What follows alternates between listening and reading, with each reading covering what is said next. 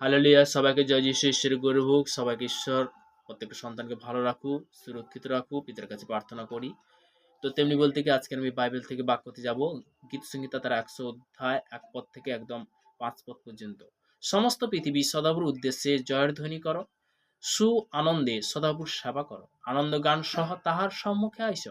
তোমরা জানিও সদাপ্রভু ঈশ্বর, তিনি আমাদিগকে নির্মাণ করেছেন, আমরা তাহারই। নির্মাণ বলতে কি, সে আমাদেরকে সৃষ্টি করেছে, আমরা তাহার প্রজা ও তাহার চারণাকারী মেষ।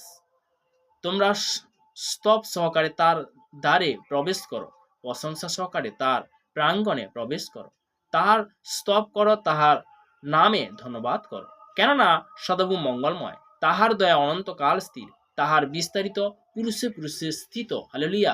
যে প্রভুর বাক্য বলতে কি চিরন্তর স্থায়ী। এই বাক্য কোনোদিন আমাদের কি হৃদয় থেকে কি কেড়ে নিতে পারবে না। আমরা বলতে কি সেই প্রভুর বাক্য, আজকে পবিত্র বাক্য যে আমরা শুনছি, পিতা প্রত্যেকটা সন্তান কি করছে, আশীর্বাদে পরিণত করছে। তো তেমনি বলতে কি ঈশ্বরের গৌরব হোক। তো তেমনি প্রার্থনাতে যাবো। সর্বশক্তিমান ঈশ্বর পিতা, তোমার মহানামে ধন্যবাদ করি পিতা। স্বর্গপিতা সিংহাসন পিতার বাদে তোমার চরণ তলে প্রভু, তোমার দাস হতে প্রার্থনা করছি প্রভু। আমাদের 28টা দেশ পিতা, সেই ভারতবর্ষের জন্য প্রার্থনা করছি।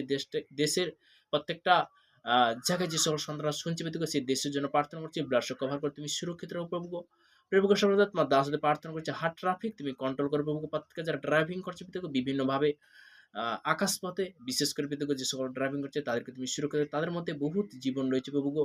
যারা সমুদ্রের মধ্যে যারা ড্রাইভিং করছে পিতা গো, তাদের জন্য প্রার্থনা করছে পিতা গো। তাদের মধ্যেও বহুত সন্তানের জীবন রয়েছে প্রভু গো, তাদেরকে তুমি সুরক্ষিত রাখো। যারা বিশেষ করে ট্রেনের মধ্যে, বাসের মধ্যে, ভূমির মধ্যে যে সকল সন্তানরা ড্রাইভিং করছে পিতা গো, তাদের জন্য প্রার্থনা করছি। তাদেরকে তুমি সুরক্ষিত রাখো প্রভু গো।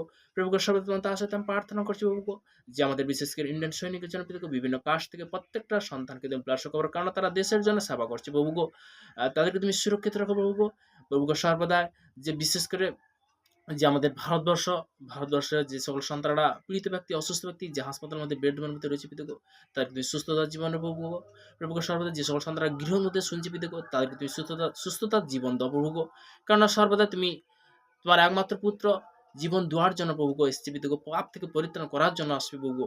সেই মহান প্রভু যীশু খ্রিস্টের নাম থেকে চাইলাম। Amen amen.